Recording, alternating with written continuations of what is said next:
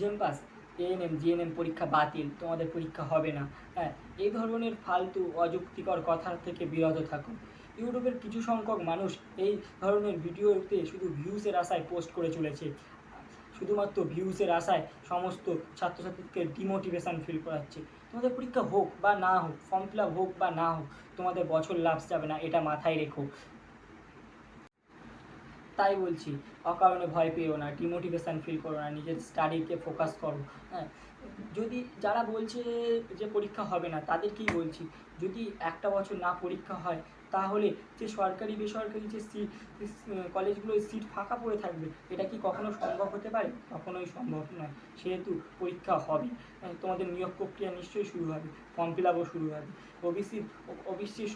ওবিসির সমস্যার সমাধান হলেই তোমাদের ফর্ম ফিল আপে শুরু হবে এবং তোমাদের পরীক্ষার ডেট জানিয়ে দেওয়া হবে, নিশ্চয়ই তোমাদের নিয়োগ প্রক্রিয়া শুরু হবে।